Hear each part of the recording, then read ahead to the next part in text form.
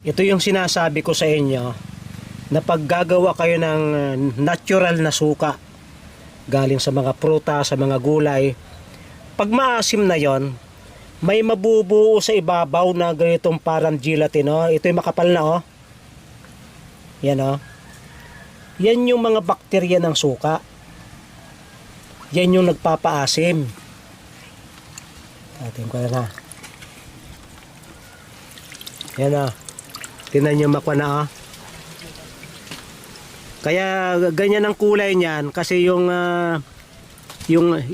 butterfly pea ang aking isinama para mabago naman yung kulay ng suka. Pag kayo mayroon ng ganitong malapad na parang gelatin, pwede na kayong gumawa ng maramihang suka na mabilis mapapaasim. Sapagkat na pag ito'y inilagay sa malaking timba na inyong tinimplahan ng suka, nung ginagawang suka, mabilis nang dumami. Mabilis nang umasim. Gawa nito. Kaya ang ganda, oh. Wala kapag meron ka ng ganyan.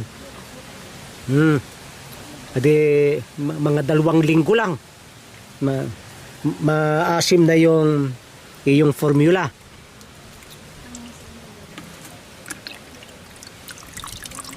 Kaya yung unang pinagharbisan, hindi ko itinapon sapagkat ayun, oh, may mga buo pa, oh.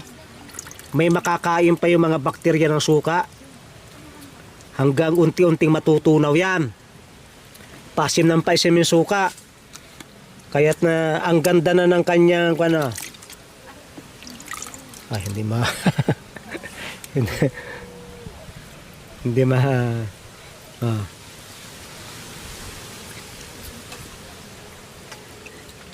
ang ganda, no? Oh? Parang nata di kuko. Parang gelatin. Yan. Kapag mga 4 na timba lamang yung inyong susukain, itong ganito kalapad, pag-aapatin ninyo. Ngayon, kung gusto yung tumapang yung suka, talagang pagtikim nyo sisimangot kayo, hahayaan yung ito'y matagal sa inyong suka sa ibabaw ng pinagsukaan at talagang aasim ng sobra yung inyong suka. Ang ganda, oh. Yan. Sasaulan na natin. Ito yung aming pinagkuhaan ay mayroon pa naman di ating sasairin. At sayang naman eh. Sairin natin. At ito'y mas maasim na doon kaysa dati. Sa una naming hinarvest, mas maasim na talaga yan.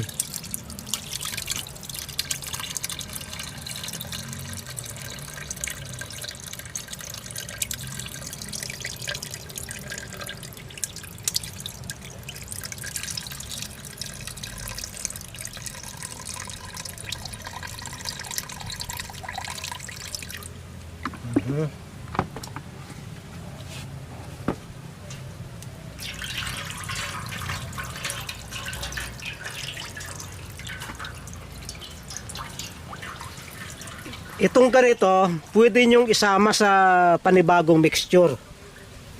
Kung kayo magtitimpla ulit ng bagong saging na gagawing suka, isasama nyo ito.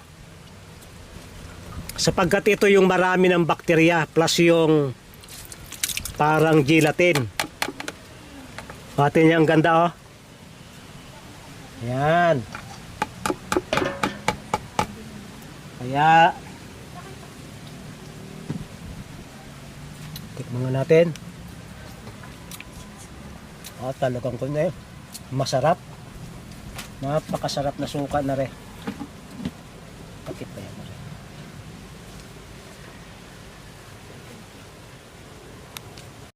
Itong aking isang ginawang suka ay baka naman hindi mapagkamalang suka kasi kulay violet. Pero talagang suka yan. Hinaluan ko ng butterfly pea. Kung gusto nyong maging kulay naman ganito, hahaluan nyo ng bunga ng alugbate. Oh. Kaya yung inyong suka mayroong mga natural na kulay. Pero ito, sapagkat kulay ganyan, namumula-mula, hindi mapapagkamalang suka, baka hindi maganda sa inegosyo, baka walang ganong bumili. Sa mga pangsarili, maganda magsuka ng ganyan, oh. Tingnan nyo. Ilang piraso lang na buto ng alugbate, ang ganda na ng inyong suka.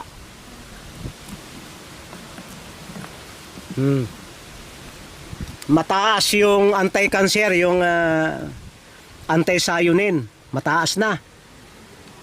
Kaya ang lasa hindi naman nababago. Yung pa rin ang lasa, napakasarap pa rin, nababago lang ang kulay. Kaya kung meron kayong ibang mga natural na pangkulay na galing din sa mga halaman, pwedeng ihalo ninyo sa paggawa ng suka. Ito yung dalawang natural na kulay na pwedeng gawing suka. Ito yung isang pwedeng gawing ihalo sa suka para mabago ang kulay. Kung ang inyong suka, ang gusto naman ninyo ay kulay ganito, edi yun ang inyong ihahalo. Itong rosel, yan ay maaring gilingin ninyo o basagin at ihalo doon sa suka ng saging, ihalo sa pinya para maging suka, para mabago ang kulay ninyong suka. At yung mangunguleksyon kayo ng iba't ibang halaman na mga gamot sa inyong karamdaman, yun yung gagawin yung sukat, hahaluan ninyo ng mga ganito. Kasi ito, loaded ito ng mga vitamins at mineral. Hindi ko akalain na itong aking puno ng rosel ay lalaki ng ganito. Kasi ito hindi na makalaki yung dahon at na yung asawa ko'y bili ng bili na magdala ng dahon. Ay pero sa kabila ng lahat ng kinuhaan ko ng mga dahon ay tumaas pa rin, lumaki ng ganari at bumunga ng napakarami. Kahit ito libu-libong buto are, isang puno are. Mula sa isang puno ay magiging libu-libong puno. Tingnan ninyo. Ito pagka itatanim ninyo medyo late na dahil may bunga na. Pag magtatanim kayo nitong cuttings ng rosel ay dapat yung mura pa. Kasi pag ito inyong itanim, pag tumubo, mayroon ng bulaklak na maliit. Hindi na rin maganda. Pero ito ako tuwan-tuwa kasi sa mga susunod pag marami na ito yung aming gagawing salad. Pakikita ko sa inyong ilalim. Yung ilalim nito ay ganito bibintog yung ilalim niyan.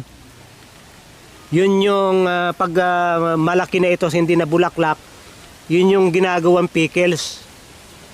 At napakasarap talaga. Pero yung kanyang bulaklak, walang lasa, pero pag ito'y maasim na ito yung ganyang kalaki. Hindi pa gaano magulang are. Hindi pa gano'ng magulang. Pero talagang ito yung may asim Makakakuha ka ng mga 6 o 8 buto. Ay galak ang dami ito, 100 mahigit yung bunga na yan Kumpul-kumpul, hindi ko sukat akalain na kahit inubos namin yung dahon ay lumaki ng ganyan at bumunga ng ganyan. Pag ito'y kasi 1 taon ang buhay niya. Hindi yan ganun tatagal.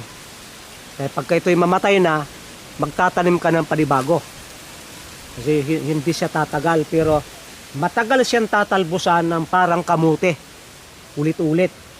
Hanggang sa siya magkaroon hanggang sa tumanda at gumulang. Kaya ito'y gumanda, tingnan niyo yung puno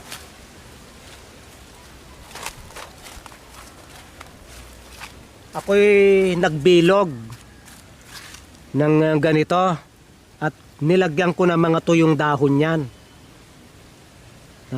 Kumupis. Ito yung kinakain niyan kaya lumaki ng ganyan. Pambihirang laki yan, oh. I-scan mo nga ito mo. Pambihirang laki, oh. Yan ang puno, oh. Pwedeng igatong ang puno. Ay hindi man dapat ganyan yan. Gawa nitong compost na ito. Hindi pa nga niya ubos, oh. May mga naiwan pa, hindi niya kayang ubusin sapagkat ito'y puno. Puno yan. Ayan. Ang magandang nangyari sa aking Rosel. Kaya maraming salamat sa inyong pagsubaybay sa Natural Wellness si Pastor Vito.